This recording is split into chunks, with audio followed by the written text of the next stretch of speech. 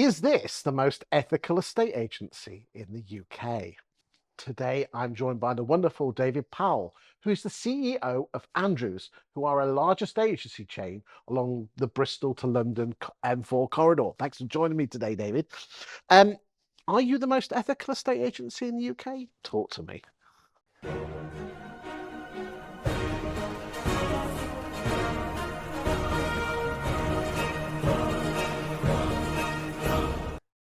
I think that's a good question, Chris. I think being charitably owned, I think it's easy to say yes to that.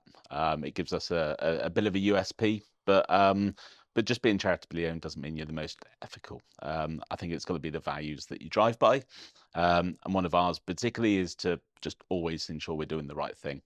That's what probably makes us the most ethical, not just being charitably owned. Well, before we deep dive into Andrews, um, what does good ethical estate agency look like? I think the most important thing is we are doing the right thing for the customer.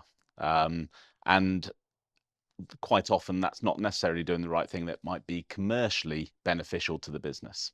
So if you can put the customer's needs first, before your commercial result, that's what good looks like. Do you think we have, as an industry, drifted away from that? I think it's always been a challenge for the industry because ultimately you're earning money by a result. Um, but whether or not that's the right result for the customer or the right result for you as a business, it's always been a challenge. It's interesting. I mean, the Estate Agents Act 1979 primarily was to combat estate agents doing dodgy deals and buying houses that they shouldn't, or selling it to their mates. We're almost, as an industry, too keen to sell the house at our own profit.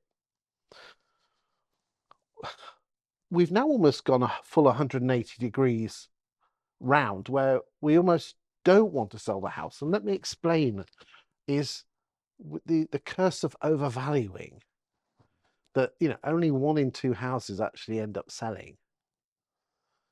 Is overvaluing unethical? I think, yeah, that's again another good one. The the challenge with overvaluing is at that point in time, it's a guess to a point. There's always a risk of agents significantly inflating. Now that is. Now, if you can get a valuation wrong, I think we all can, and I think the vendor can as well. And we're often driven by the vendor's expectations whilst you're trying to manage those during the process. So I don't think any agent should be out there significantly inflating a price. That's not helping anyone. It's not helping the agent either. Okay, let's come back to Andrews. You're owned by a charity.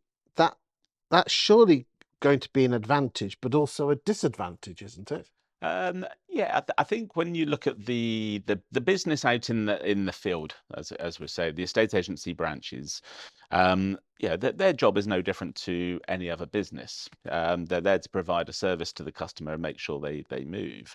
I think there's an advantage to sit behind the fact that actually the profits of the group go to do something good. Um, it's not just a CEO getting a new speedboat or a second home. Yeah, those profits are actually helping change other people's lives. That's got to be a strong message.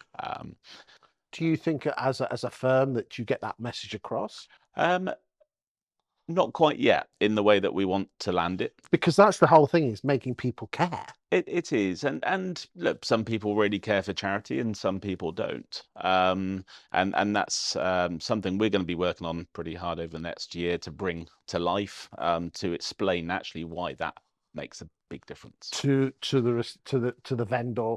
Yeah. What about the colleagues as well? Do you think?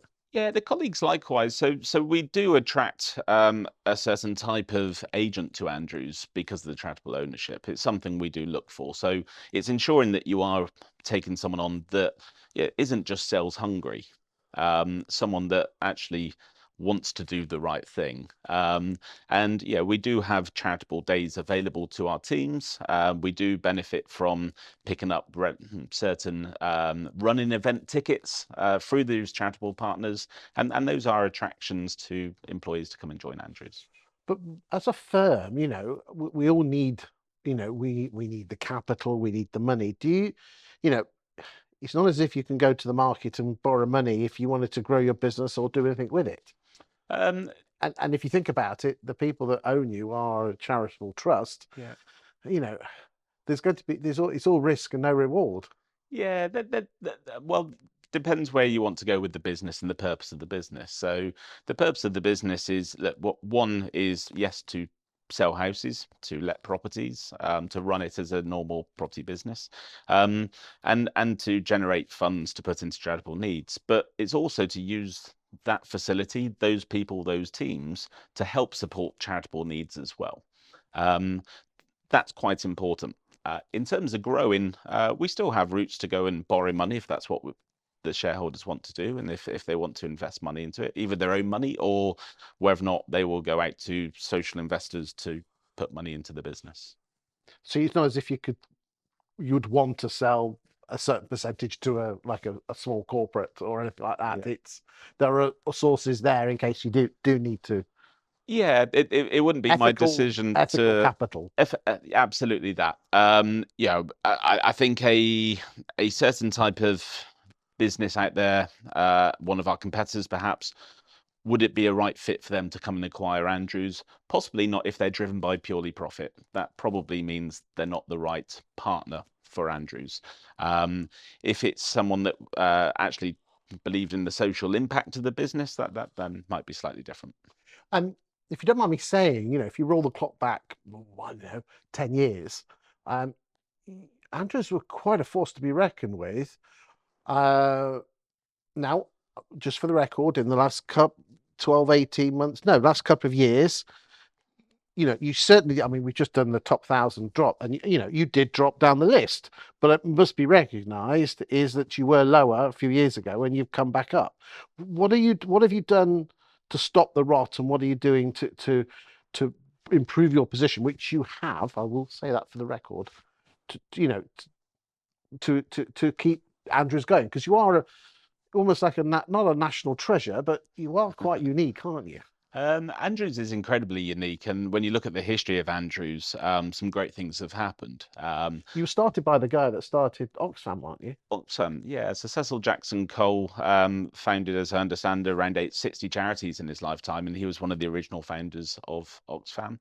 And then he set up Andrews in 1946. But as you go through the clock, yeah, Andrews have got a few milestones that are highly attached to it. One of which, they were the main reason to why the National Association of Estate Agents was created, because that was created by Raymond Andrews, CEO of Andrews, Wow. back at the time, and obviously, as we know now, under the management of Nathan and Property Mark. We're also the first estate agency to advertise on TV. So there are some milestones there that sit with the business that are incredible to have. And yeah, now it's about what's next for the group as we move forwards. Well, I mean, I've known you for a few years. I've been impressed with you. I think your job is almost as to get that message out to make people care. Still be a damn good estate agent. You've got a wonderful team behind you, if you don't mind me saying. I know a lot of the senior team there, and I wish you well on your journey to be what you consider is the most ethical estate agency in the UK.